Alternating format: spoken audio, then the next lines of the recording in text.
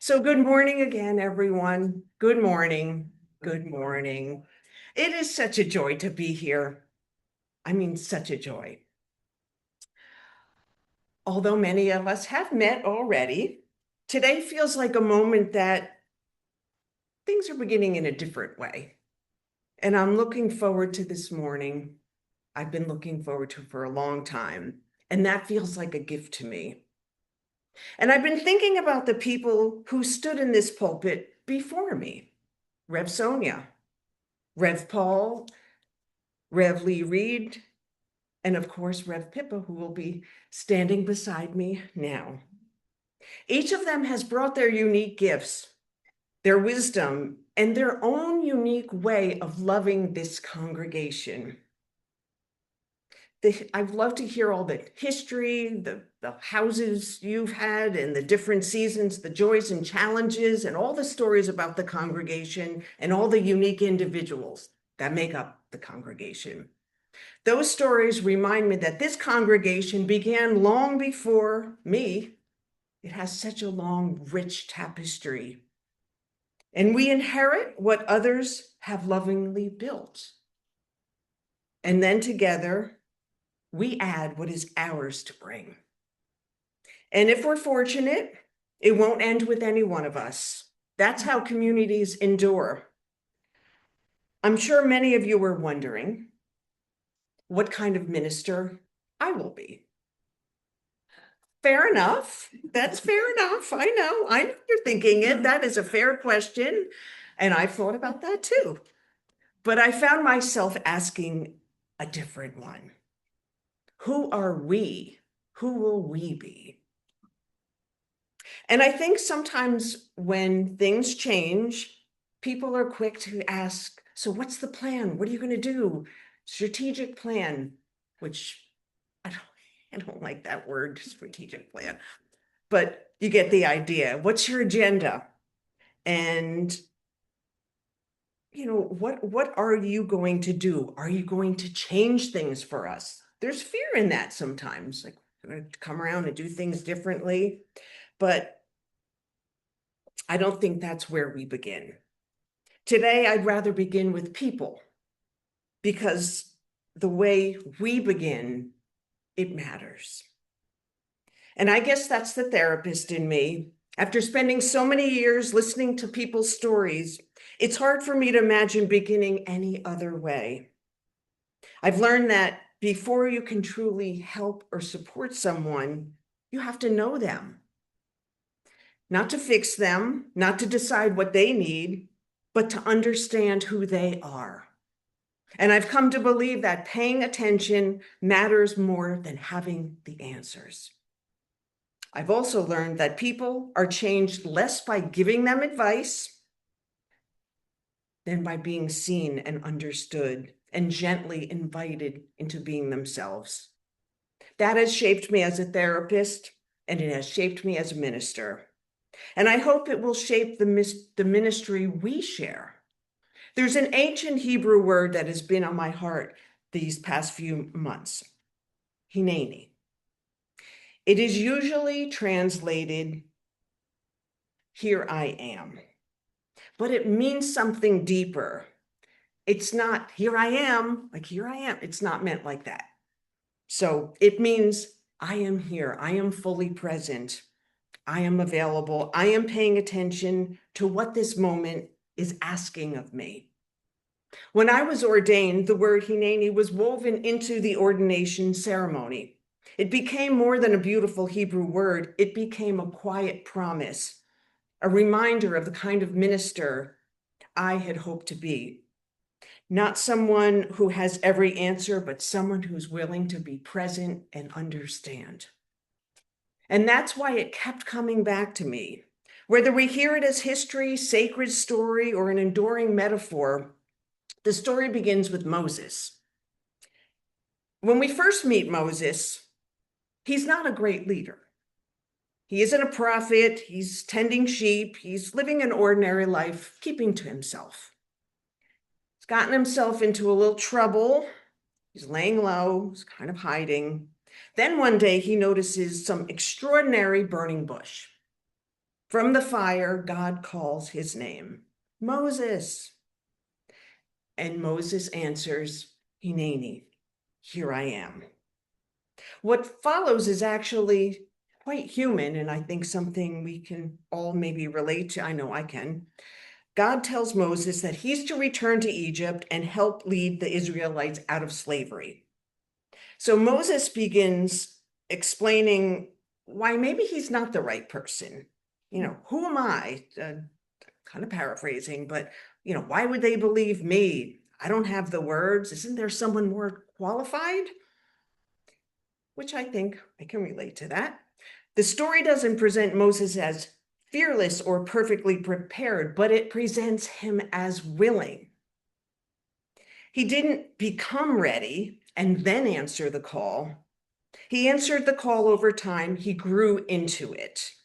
I've always loved that story because life rarely waits until we feel completely prepared. The invitations that matter most to love, to serve, to forgive, to start over usually come before we are truly ready.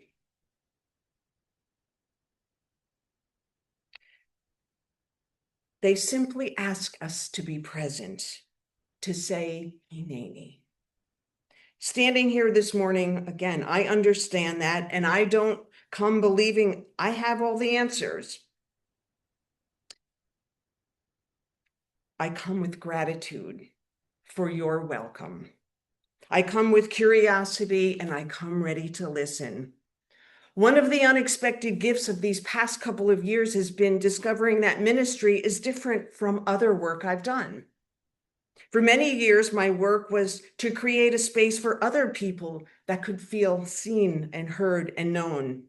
My role was to listen deeply, to make room for someone else's story, and to trust that when people are truly heard, something begins to change. Ministry begins much in the same way, but I've discovered something unexpected. Unlike relationships I knew as a therapist, ministry is wonderfully mutual.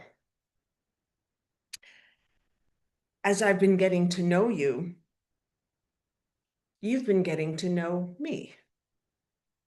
As I've listened to your stories, you've welcomed mine.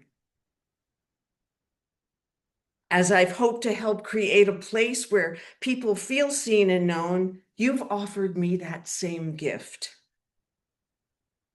You've welcomed me with warmth and generosity. You've helped me feel at home among you. This is a gift I do not take lightly, and it makes me want to offer that same gift back to each and every one of you. Before we spend too much time talking about where we're going, I want to know where we've been. Tell me what brought you here, what has kept you here, what gives this congregation your heart and soul, what you value, what you never want lost, and what hopes are quietly waiting to emerge. Again, I believe listening is the deepest form of respect that each of you deserves. It says that your life matters, your experience matters, your story matters. I've never believed that people need someone to tell them who they should be. I've always believed that they need someone willing to walk beside them as they discover who they already are. This congregation deserves respect. And trust isn't built all at once. No relationships are. It's built conversation by conversation and kindness by kindness, showing up for one another again and again. Only by listening can we discover what the next chapter is asking for us. And this doesn't mean standing by waiting idly. It just means paying attention. It means noticing where life is already stirring. It means trusting that something meaningful can emerge when people know one another well enough to imagine the future together. And what excites me most about being here, not because I already know what comes next, because we get to discover this together. A congregation is not built by one minister. It's built every time someone welcomes a newcomer. sits beside a grieving friend, prepares a meal, asks a thoughtful question, shares a laugh, or quietly shows up when someone is in need. That's how a community becomes a home. That is how ministry happens. So here's what I can promise you. I will show up. I will listen carefully. I will love this congregation. I will bring my experience, my questions, my faith, and my whole heart to the work we share.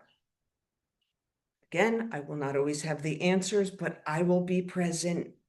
And today, my answer to this congregation, Hineni, here I am. And there's one more Hebrew word I'd like to leave you with. Hinenu. It means here we are. Here we are. Maybe that's the journey before us, from one person's willingness to say, here I am, to a community saying, here we are. Again, a community where we feel known, where we feel heard, where we can bring our true selves forward. Whatever it is, we'll meet how we meet, and we will begin today by showing up for one another. Thank you all for welcoming me into your story. Thank you for helping me feel at home among you. I'm looking forward to hearing your stories. I'm looking forward to laughing with you, grieving with you, celebrating with you, and growing alongside you. And I'm looking forward to discovering together what is ours to add. Hineni, here I am. Hinenu, here we are. I'm so glad to be here. Blessed be. If you like this video, please like us on YouTube, subscribe to our YouTube channel, and click on the bell to be notified whenever we post a new video. Thank you.